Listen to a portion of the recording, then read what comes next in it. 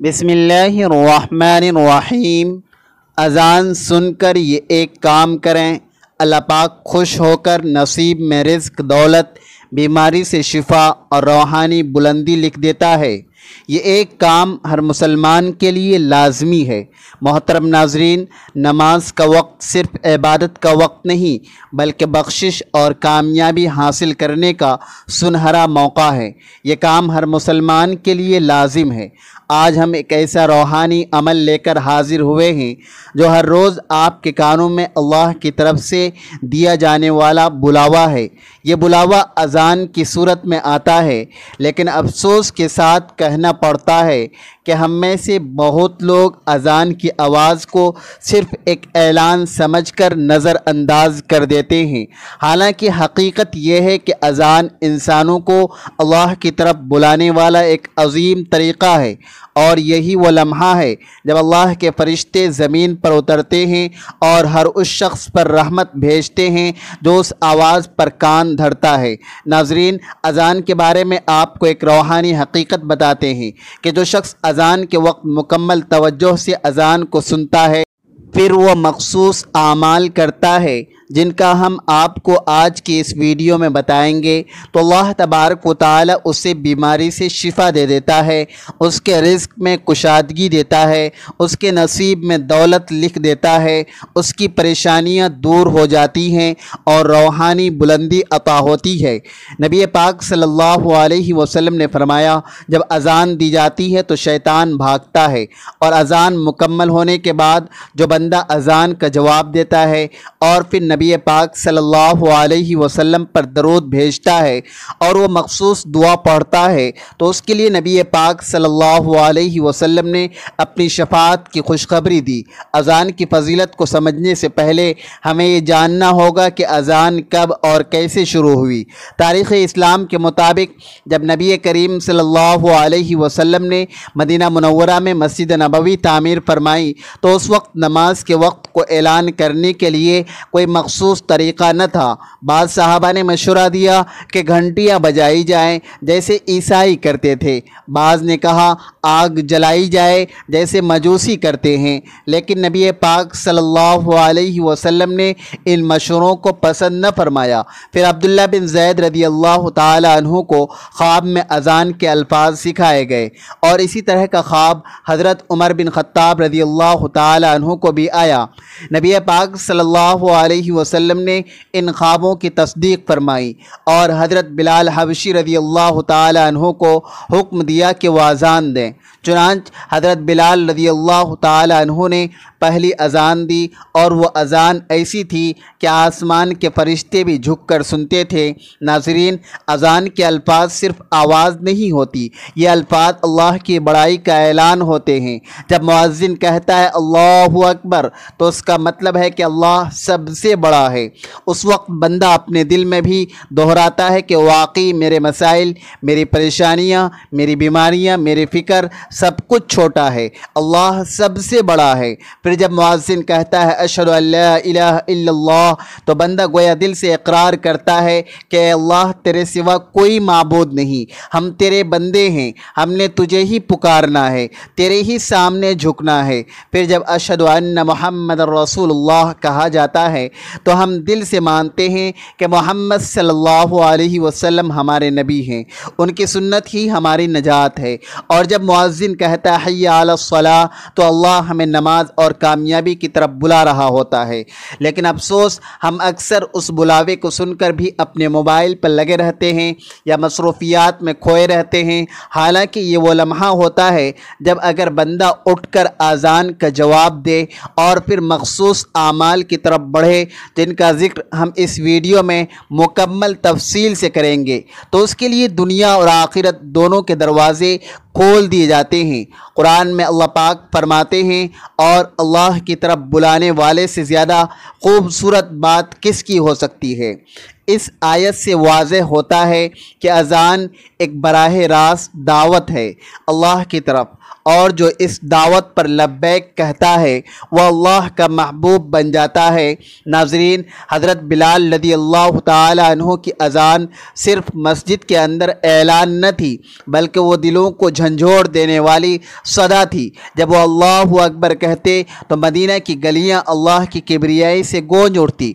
हज़रत बिलाल की अज़ान सुनते ही लोग दुनिया छोड़कर मस्जिद की तरफ दौड़ पड़ते थे, क्योंकि वो जानते थे कि ये बुलाना किसी इंसान का नहीं बल्कि ये अल्लाह का बुलावा है। और जब अल्लाह बुला रहा हो उस वक्त दुनिया छोड़ना इबादत बन जाता है। आज हम जिस दौर में जी रहे हैं उसमें अज़ान की आवाज़ एक आम सी चीज़ बन चुकी है, लेकिन जो लोग इस आवाज़ को पहचान लेते हैं और उस वक्त को अल्लाह के बताए हुए आमाल करते हैं, उन पर अल्लाह की ख़ास रहमत नाजिल होती है।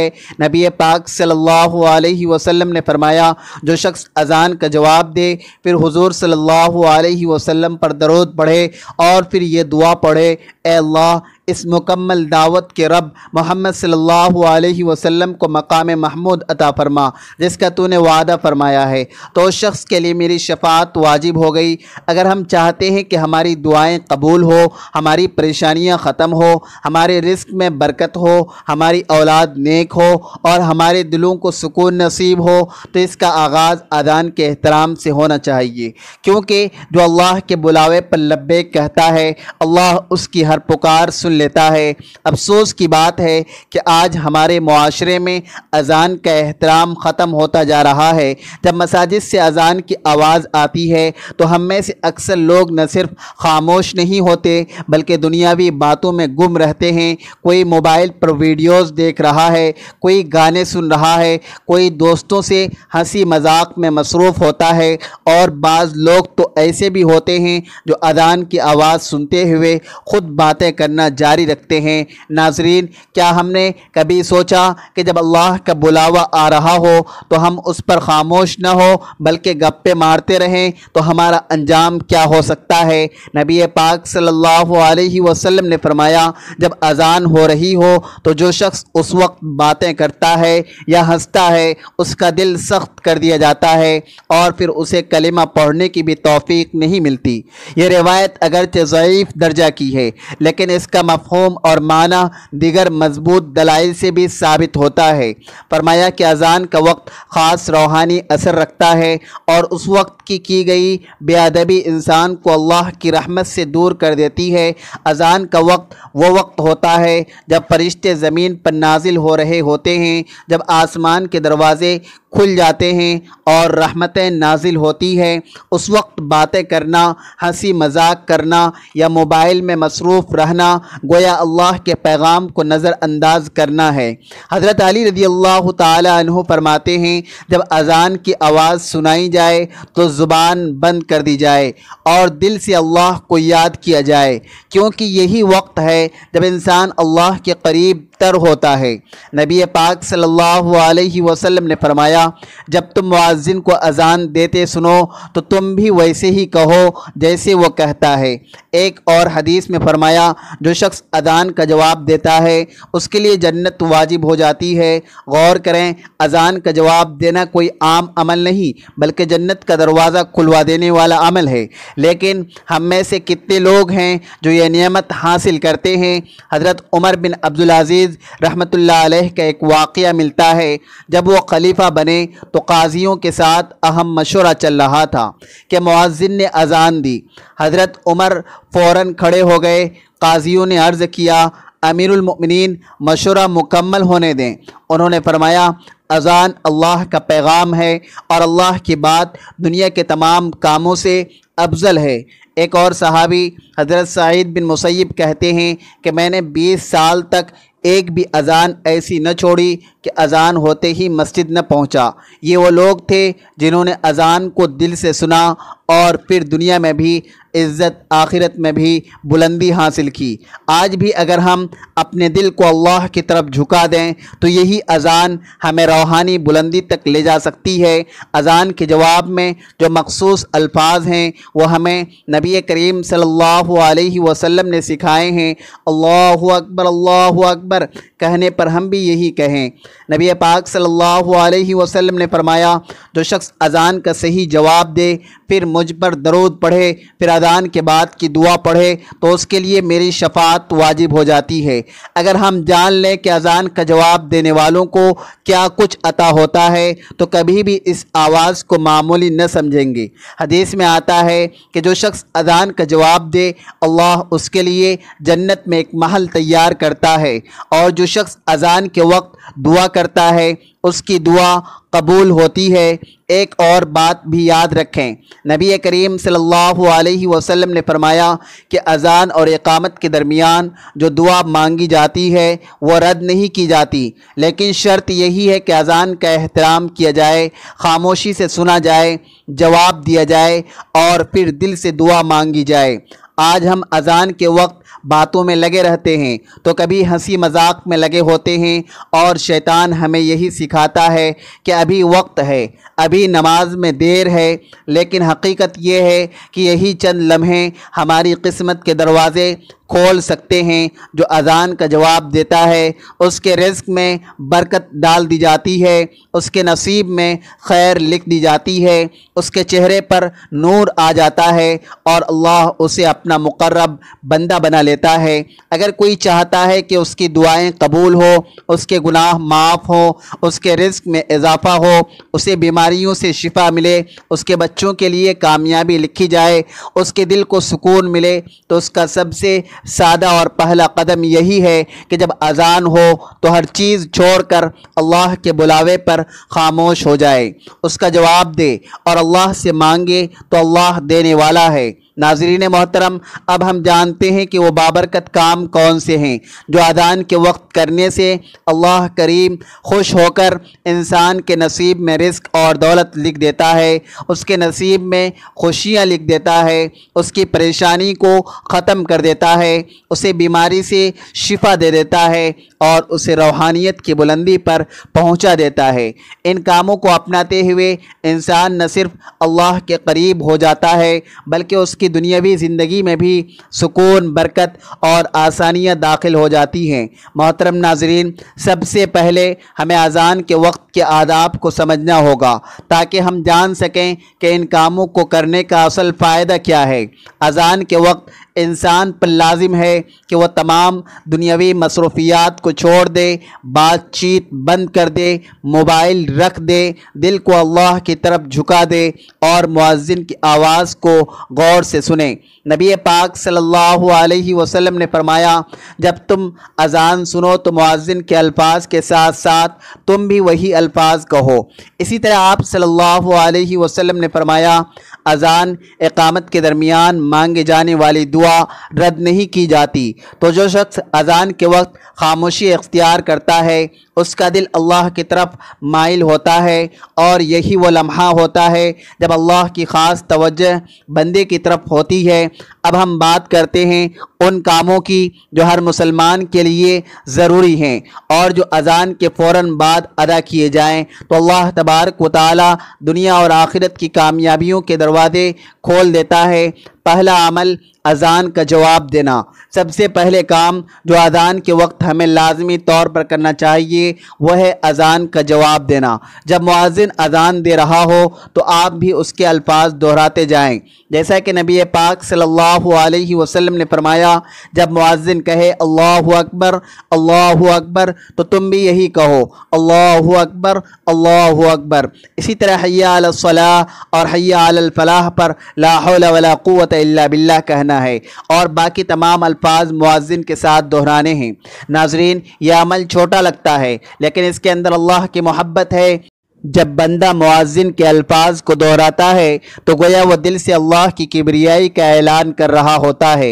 इस अमल के दुनियावी फ़ायदे ये हैं कि जो शख्स अज़ान का जवाब देता है उसके दिल में नूर दाखिल होता है, उसकी ज़ुबान से निकले हुए अल्फाज अल्लाह के यहाँ महफूज हो जाते हैं, फरिश्ते उसके लिए दुआएं करते हैं, उसके रिज़्क़ में इजाफ़ा होता है और अल्लाह उसकी नीयतों में इखलास डाल देता है और वो काम जो उसके लिए मुश्किल हो वो आसान होने लगते हैं। और आखिरत के फ़ायदे ये हैं कि हदीस के मुताबिक जो अज़ान का जवाब देता है उसके लिए जन्नत वाजिब हो जाती है, जैसा कि मुस्नद अहमद में है। नबी पाक सल्लल्लाहु अलैहि वसल्लम ने फरमाया, जो शख्स ईमान और यकीन के साथ अज़ान का जवाब दे, अल्लाह उसे जन्नत में दाखिल फरमाता है। अगर कोई चाहे कि अल्लाह उसकी मुश्किलात को आसान करे, उसके गुनाहों को माफ़ करे, उसके रिज़्क़ में बरकत डाल दे, उसे बीमारी से शिफा अता करे और उसके लिए दुनिया और आखिरत की भलाई लिख दे, तो वो कभी अज़ान को मामूली आवाज़ न समझे बल्कि दिल की तवज्जो से अज़ान का जवाब दे और फिर देखे अल्लाह उसकी ज़िंदगी कैसे बदल देता है। दूसरा अमल अज़ान के बाद दरूद शरीफ पढ़ना। दूसरा बाबरकत अमल जो अज़ान के फ़ौरन बाद किया जाना चाहिए वह है नबी पाक सल्लल्लाहु अलैहि वसल्लम पर दरूद शरीफ पढ़ना। नबी पाक सल्लल्लाहु अलैहि वसल्लम ने फरमाया, जो शख्स अज़ान का जवाब दे और फिर मुझ पर दरूद भेजे, अल्लाह उसके लिए 10 रहमतें नाजिल फरमाता है और उसके 10 दर्जात बुलंद करता है और उसके 10 गुनाह माफ़ कर देता है। अज़ान के बाद दरूद शरीफ पढ़ना सिर्फ एक ज़ुबान का अमल नहीं बल्कि दिल की अक़ीदत का मज़हर है। यह अमल अल्लाह की रहमत को दावत देता है और जब बंदा अज़ान के बाद दरूद शरीफ पढ़ता है तो उसके दिल पर नरमी आती है और उसकी दुआएं कबूल होने लगती है और उस पर नबी पाक सल्लल्लाहु अलैहि वसल्लम की शफाअत वाजिब हो जाती है। कुरान मजीद में अल्लाह तबारक व तआला फरमाता है, बेशक अल्लाह और उसके फरिश्ते नबी पर दरूद भेजते हैं। ए ईमान वालो, तुम भी आप सल्लल्लाहु अलैहि वसल्लम पर दरूद भेजा करो। तो जिस वक्त अज़ान का जवाब दिया जा चुका हो उसके फ़ौरन बाद दरूद भेजना इस आयत पर अमल का एक बेहतरीन मौका होता है। दुनियावी फ़ायदा ये है कि बंदा अल्लाह की रहमतों में घिर जाता है, उसके दुख सुख बदलने लगते हैं, उसकी ज़ुबान को नूर मिलता है, उसका चेहरा मुनव्वर हो जाता है और उसके आमाल में बरकत आ जाती है। और आखिरत का फ़ायदा ये है कि नबी पाक सल्लल्लाहु अलैहि वसल्लम खुद उस बंदे के लिए शफाअत फरमाएंगे और अल्लाह के यहाँ उसके गुनाहों की माफ़ी का सबब बनेगा। सहाबाए किराम की ज़िंदगियाँ इस बात का अमली सबूत थी। हज़रत अनस रज़ियल्लाहु ताला अन्हु फरमाते हैं, हम नबी पाक सल्लल्लाहु अलैहि वसल्लम की मोहब्बत में अज़ान के बाद फ़ौरन दरूद पढ़ते थे और फिर आपके लिए दुआ करते थे कि अल्लाह आपको मकाम महमूद अता फ़रमाएँ जिसका आपसे वादा किया गया है। अगर हम चाहते हैं कि नबी पाक सल्लल्लाहु अलैहि वसल्लम हमारी सिफारिश फरमाएँ, हमारे गुनाहों की माफ़ी हो और अल्लाह हमें अपनी ख़ास रहमत से नवाजे, तो अज़ान के बाद दरूद शरीफ पढ़ना हमारी आदत बननी चाहिए। सवाब के तौर पर एक मरतबा मेरे साथ भी दरूद पाक पढ़ लें। अल्लाहुम्मा सल्लि अला मुहम्मद व अला आलि मुहम्मद कमा सल्लैता अला इब्राहीम व अला आलि इब्राहीम इन्नका हमीदुम मजीद। अल्लाहुम्मा बारिक अला मुहम्मद व अला आलि मुहम्मद कमा बारकता अला इब्राहीम व अला आलि इब्राहीम इन्नका हमीदुम मजीद। तीसरा अमल अज़ान के बाद की मसनून दुआ पढ़ना। अज़ान मुकम्मल होने के बाद एक ऐसी दुआ नबी करीम सल्लल्लाहु अलैहि वसल्लम ने सिखाई जिसके बारे में फरमाया, जब तुम मुअज्जिन को सुनो जैसा वो कहता है वैसा ही कहो, फिर मुझ पर दरूद पढ़ो, फिर अल्लाह से मेरे लिए वसीला मांगो, क्योंकि जो मेरे लिए वसीला मांगेगा उसके लिए मेरी शफाअत वाजिब हो जाएगी। अल्लाहुम्मा रब्ब हाज़िहि दावति ताम्मा वस्सलातिल क़ाइमा आति मुहम्मदनिल वसीलता वल फ़ज़ीला वबअसहु मक़ामम महमूदन लज़ी वअदता इन्नका ला तुख़लिफ़ुल मिआद। ए अल्लाह, इस मुकम्मल पुकार अज़ान और कायम होने वाली नमाज के रब मोहम्मद सल्लल्लाहु अलैहि वसल्लम को वसीला जन्नत में ख़ास मकाम और फजीलत अता फरमा और उनको उस मकाम महमूद पर फायज फरमा जिसका तूने उनसे वादा फरमाया है। बेशक तू वादा खिलाफ़ी नहीं करता। ये दुआ सिर्फ शफाअत का ज़रिया नहीं बल्कि बंदा के लिए आखिरत का सबसे बड़ा इनाम है। ऐसे शख्स को नबी करीम सल्लल्लाहु अलैहि वसल्लम ख़ुद क़यामत के दिन अपनी शफाअत अता फरमाएंगे। नाज़रीन मोहतरम, जिसको नबी की शफाअत नसीब हो जाए उसका नसीब दुनिया में भी संवरता है और आखिरत में भी। चौथा अमल अज़ान के बाद अपने लिए या दूसरों के लिए दुआ करना। अज़ान और इक़ामत के दरमियान वो वक्त होता है जिसमें दुआएं रद्द नहीं की जाती। हज़रत अनस रज़ियल्लाहु ताला अन्हु से रिवायत है, रसूलुल्लाह सल्लल्लाहु अलैहि वसल्लम ने फरमाया, अज़ान और इक़ामत के दरमियान की जाने वाली दुआ रद्द नहीं की जाती। बस उस वक्त दुआ किया करो, ये वक्त ऐसा होता है कि आसमानों के दरवाज़े खोल दिए जाते हैं, रहमतें नाजिल होती है, और जो बंदा उस वक्त मांगता है अल्लाह पाक उसे अता फरमाता है।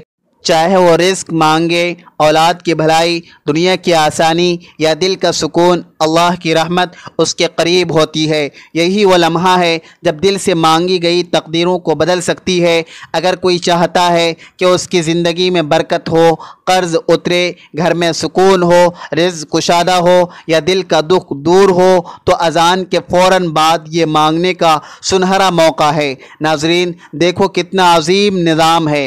अज़ान एक आवाज़ है जो ज़मीन से आसमानों तक जाती है, और जो बंदा उस आवाज़ पर अमल करते हुए नंबर 1 अज़ान का जवाब देता है, नंबर 2 दरूद पढ़ता है, नंबर 3 मसनून दुआ पढ़ता है, नंबर 4 फिर अपने लिए या दूसरों के लिए दुआ करता है, तो अल्लाह रब्बुल इज़्ज़त उस बंदे से राज़ी हो जाता है। और जब अल्लाह राज़ी होता है तो बंदे के नसीब में दौलत ही दौलत लिख दी जाती है, और रिज़्क़ भी बरसता है, बीमारी से शिफा भी मिलती है, दिल को सुकून भी मिलता है, और आखिरत में नबी की शफाअत भी यकीनी हो जाती है।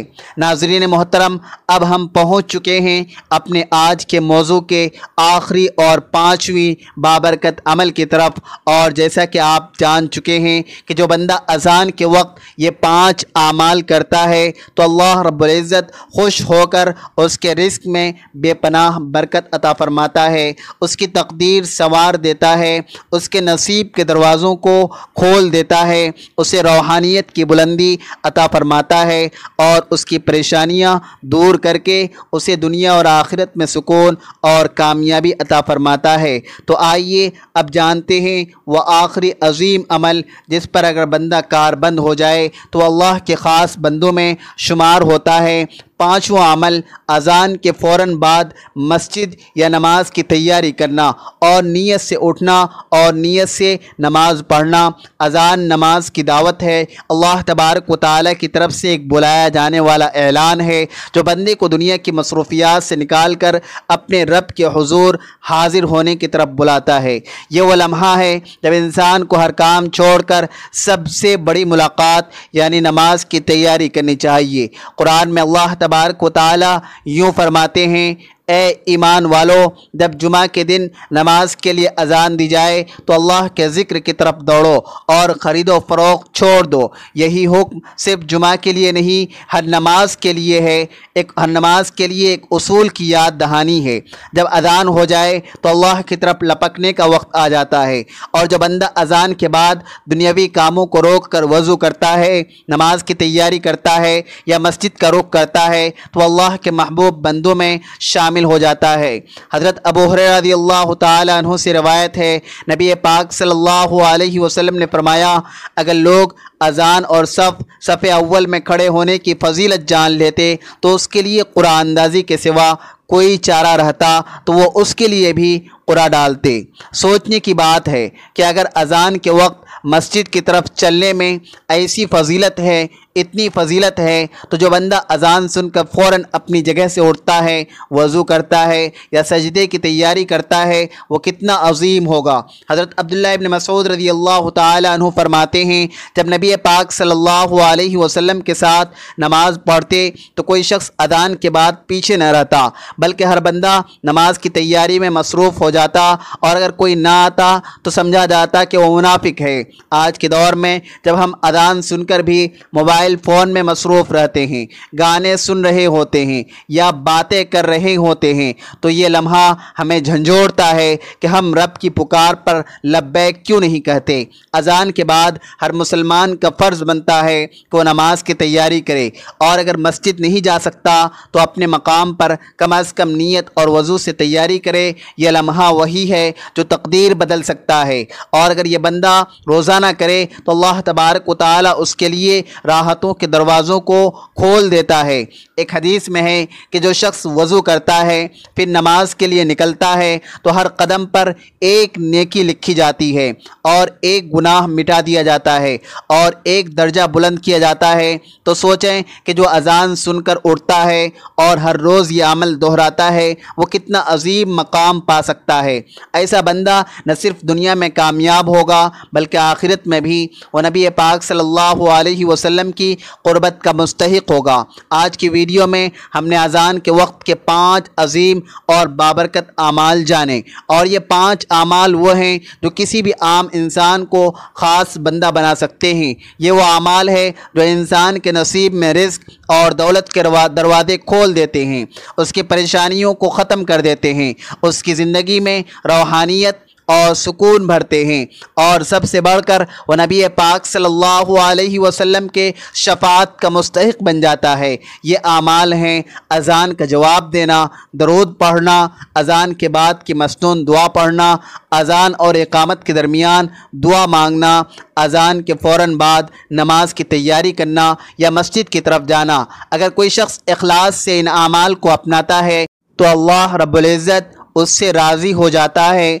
और जब रब राज़ी हो जाए तो वह बंदे के लिए दुनिया की दौलत भी खोल देता है, आखिरत की बुलंदी भी अता फरमाता है और रूहानी सुकून भी उसका मुक़द्दर बना देता है। आखिर में अल्लाह करीम से दुआ है, या अल्लाह जब भी अज़ान हो हमें अपनी पुकार का एहतराम करने वाला बना। या अल्लाह हमें तौफ़ीक अता फरमा कि हम अज़ान के वक्त तेरी तरफ मुतवज्जे हों। या रब हमें दुनिया की गफलतों से निकाल कर तेरी याद और नमाज की तरफ ले जाने वाला बना। अल्लाह हमारे रिज़्क़ में बरकत अता फरमा, हमारी परेशानियों को दूर फरमा, हमारे नसीब में सुकून, खुशी और रूहानियत लिख दे। या अल्लाह हमें अपने पसंदीदा बंदों में शामिल फरमा और क़यामत के दिन नबी पाक सल्लल्लाहु अलैहि वसल्लम के शफ़ाअत नसीब फरमा। आमीन या रब्बल आलमीन। नाज़रीन, अगर आपको ये वीडियो पसंद आई है तो इसे लाइक करें, शेयर करें और चैनल को सब्सक्राइब करें। कमेंट सेक्शन में अल्लाह तबारक व तआला के 99 नामों में से कोई एक नाम ज़रूर लिखें। मिलते हैं अगले वीडियो में। खुदा हाफिज़।